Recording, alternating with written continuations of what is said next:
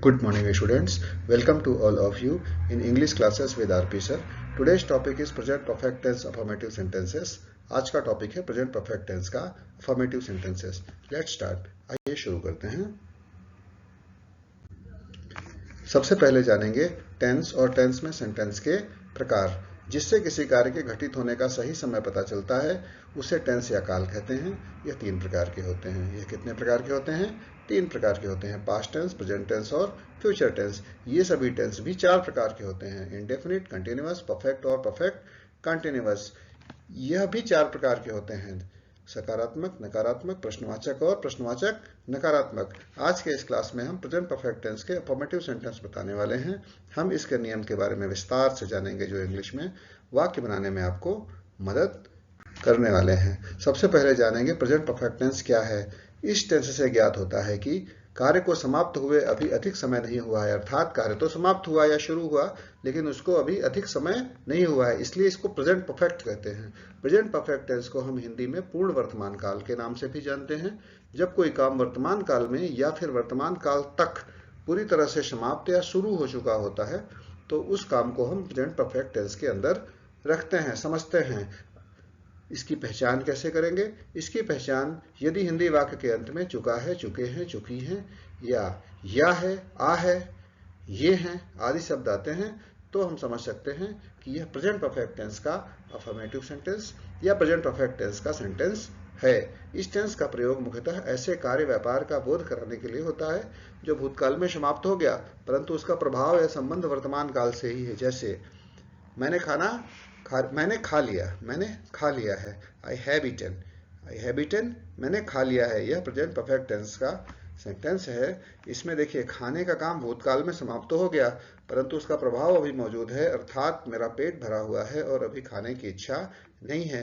खा लिया है, वर्तमान में खा लिया है. खा तो चुका हूं परंतु उसका असर समाप्त नहीं हुआ है तो हम समझ जाते हैं कि यह प्रेजेंट परफेक्ट टेंस है. दूसरा है कि जैसे उसने अपनी टांग तोड़ ली है.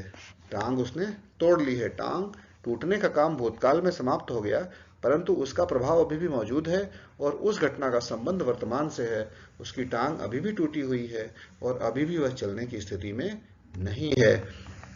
आइए इसके रूल्स के बारे में समझते हैं. प्रेजेंट परफेक्ट टेंस के अफर्मेटिव सेंटेंस के रूल्स के बारे में. बहुत सिंपल है.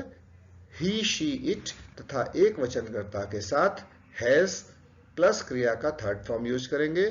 यू, वी, दे तथा बहुवचनकर्ता के साथ हैव तथा क्रिया का थर्ड फॉर्म यूज करेंगे. Very simple it is. एक वचनकर्ता के साथ हैज प्लस वर्ब की थर्ड फॉर्म, बहुवचनकर्ता के साथ हैव प्लस वर्ब का थर्ड फॉर्म.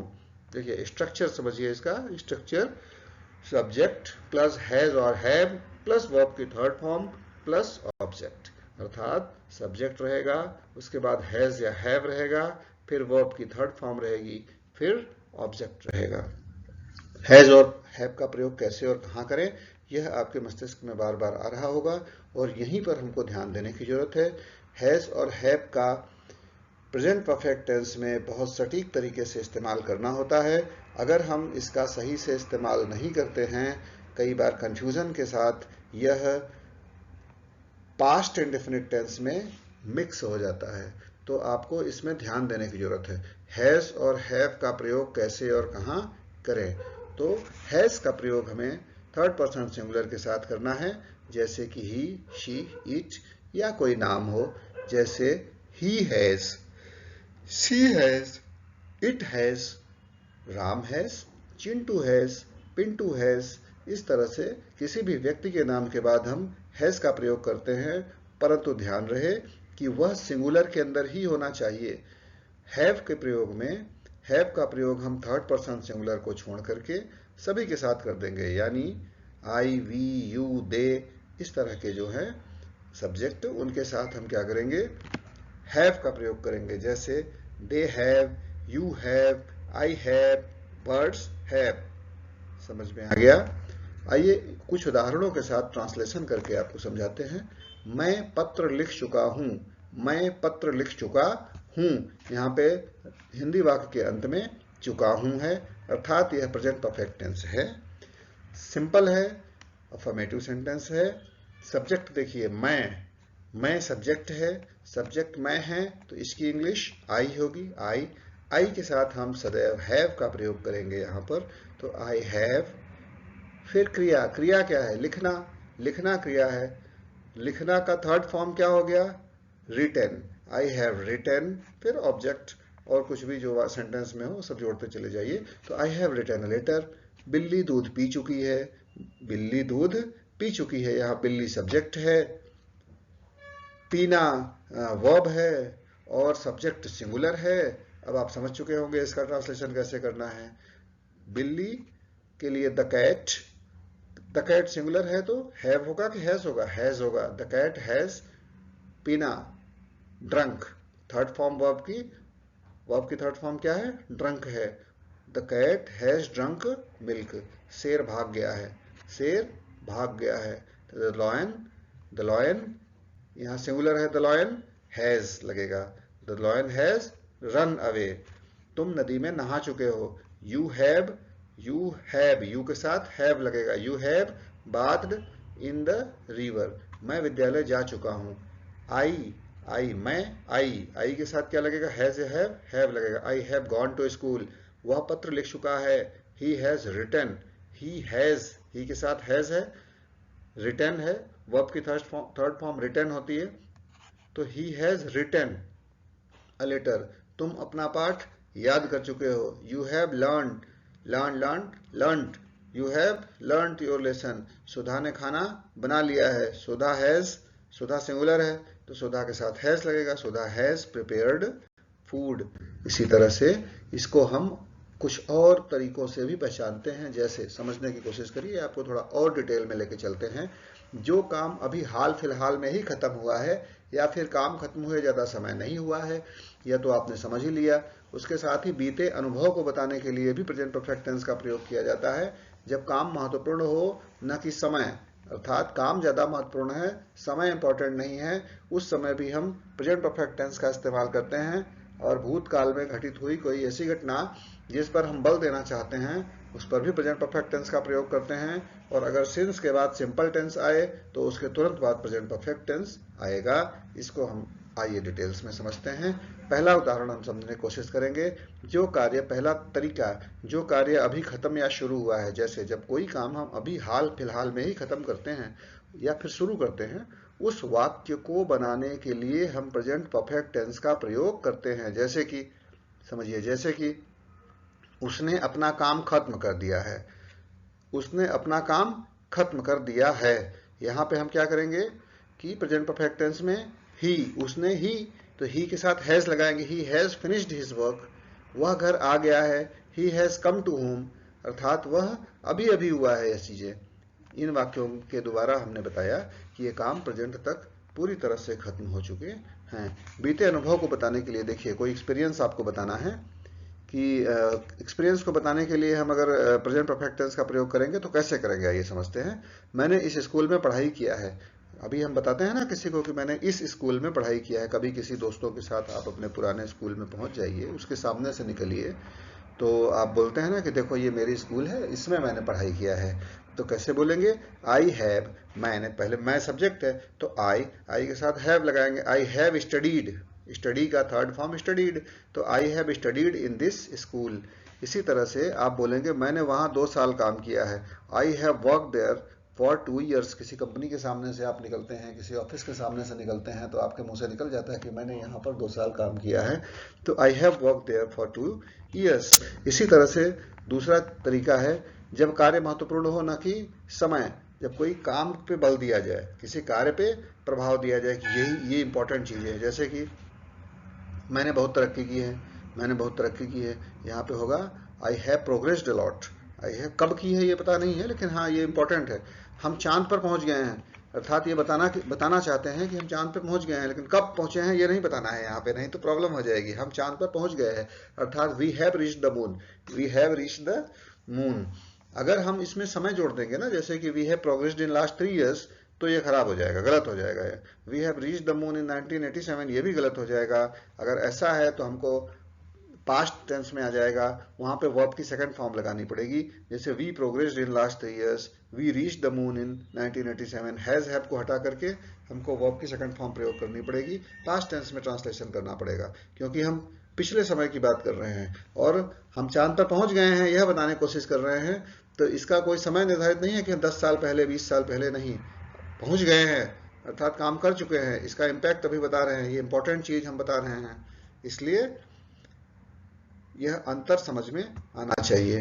देखिए, भूतकाल में घटित कोई घटना जो वर्तमान पर जोर दे रही हो, कोई ऐसा घटना जो पहले घटी है और वर्तमान पे उसका इम्पैक्ट हो, फोकस करना चाहती हो, है ना। जब कोई घटना, जब हम पास्ट में घटित हुई किसी घटना या बीमारी के बारे में फोकस करना चाहते हैं, ना कि उस बीमारी या घटना के समय को, तो हम प्रेजेंट परफेक्ट टेंस का प्रयोग करते हैं। परंतु एक बात हमेशा याद रहना है कि बीमारी पर फोकस देंगे, समय पर नहीं। देखिए, इस बीमारी ने कई बच्चों की जान ली है। अब अगर हम इसमें ये बोल देंगे ना कि इस बीमारी ने इस समय में 2003 में 2015 में, तो प्रॉब्लम हो जाएगी। इसमें हमको समय पे जोर नहीं देना है। इस बीमारी ने कई बच्चों की जान ली है। This disease has killed many kids. This disease, यहाँ पर डिसीज सब्जेक्ट है, इसलिए उसके साथ हैज का प्रयोग किया गया। मैनी किड्स सब्जेक्ट नहीं है, नहीं तो उसमें हैव हो जाता। This disease has killed many kids. अच्छा, सिंस का प्रयोग करते हैं कहाँ पे? आई हैव, देखिए एग्जाम्पल देखिए, I have not seen him since he left India. I have not seen him since he left India. अगर सिंस के बाद सिंपल पास्ट है तो उससे पहले हम प्रेजेंट परफेक्ट टेंस का प्रयोग करते हैं। देखो, ही लेफ्ट इंडिया सिंपल पास्ट है, ही लेफ्ट इंडिया सिंपल पास्ट है, तो उसके पहले हम क्या करेंगे? प्रेजेंट परफेक्ट आई हैव, आई के साथ हैव नॉट सीन, सीन देखने का थर्ड फॉर्म सीन, ठीक है। I have not seen him since he left India. अगर लिया है, किया है, गया है, इस तरह का हो, जैसे वह जा चुका है, he has gone, वे जा चुके हैं, they have gone। आइए कुछ और उदाहरण लेते हैं। मैंने उसे देखा है, I have seen him। मैंने उसे देखा है का क्या होगा? I have seen him, I के साथ have, फिर verb की थर्ड फॉर्म seen। वो स्कूल गया है, he has gone to school, he subject है, he के साथ has, फिर verb की third form gone, he has gone to school। पापा ने उसे बुलाया है, पापा has called him। पापा इज द सब्जेक्ट, हैज जुड़ेगा, सिंगुलर है, इसलिए वर्ब की थर्ड फॉर्म कॉल्ड हो गई। मैंने फोन मिलाया है, आई हैव रिंग्ड और आई हैव कॉल्ड। आई के साथ हैव, उसके साथ वर्ब की थर्ड फॉर्म रिंग्ड या कॉल्ड। उसने हमारा घर देखा है, he has seen our house. Divesh आया है, दिवेश हैज कम। पापा आए हैं, पापा हैज कम। राम ने यह किताब पढ़ी है, Ram has read this book. Shivani ने उसे पत्र भेजा है, Shivani has sent him letter. देखो, यहाँ पे सब हैज या हैव के साथ वर्ब की third form. Shivani has sent him letter. मैंने उसकी अनुमति ली है, I have taken his permission. आप बहुत बदल गए हैं, you have change a lot. वे आए हैं, दे हैव कम। उनकी कीमतें फिर बढ़ गई हैं, their prices have risen again. उसने कुछ किया है, he has done something. Rahul ने तुम्हें देखा है, यू हैव सीन राहुल। वो गया है, ही हैज गॉन। देखिए, हैज और हैव का मॉडर्न इंग्लिश में बहुत यूज होता है। आम बोलचाल की भाषा में हैज और हैव का बहुत ज्यादा यूज होता है। प्रेजेंट परफेक्ट टेंस का जनरली बहुत ज्यादा इस्तेमाल होता है, इसलिए आपको यह अच्छी तरह से रिवाइज कर करके समझ लेने की जरूरत है। वो गया है, he has gone. Divesh school से नहीं आया है, Divesh has not come from school. इसके बारे में हम फिर डिटेल्स में बताएंगे। नेगेटिव सेंटेंसेस के बारे में जब बात करेंगे, इंट्रोगेटिव सेंटेंसेस के बारे में बात करेंगे, साथ ही इंट्रोगेटिव नेगेटिव सेंटेंसेस के बारे में बात करेंगे। उसने दूध बेच दिया है, ही हैज सोल्ड मिल्क। मैं घर पहुंच गया हूं, I have reached home. Ram ने सब्जी बेच दी है, राम हैज सोल्ड वेजिटेबल्स। वो तो घर से चला गया है, ही हैज गॉन होम। वह घर से आ गया है, he has come from home. समझ रहे हैं ना? मैंने अपना काम कर दिया है, I have done our work. I have done our work. देखिए, जनरली लोग बोलते हैं ना, I have done our work. आज के क्लास में हमने क्या सीखा? आज के क्लास में हमने यह सीखा कि प्रेजेंट परफेक्ट टेंस के अफर्मेटिव सेंटेंस के वाक्यों को अंग्रेजी में कैसे बदलते हैं, और जाना कि इस टेंस का इस्तेमाल हमें कब और किस प्रकार करना चाहिए। इसके स्ट्रक्चर के बारे में समझा कि इसमें सबसे पहले सब्जेक्ट लगेगा। सब्जेक्ट यदि सिंगुलर है तो हैज लगेगा, यदि सब्जेक्ट प्लूरल है तो हैव लगेगा। उसके बाद वर्ब की थर्ड फॉर्म लगेगी, फिर ऑब्जेक्ट लगेगा। बहुत सिंपल है, आम बोलचाल की भाषा में बहुत ज्यादा इस्तेमाल किया जाता है, इसलिए आप इसको अच्छी तरह से बार बार सुने, समझें।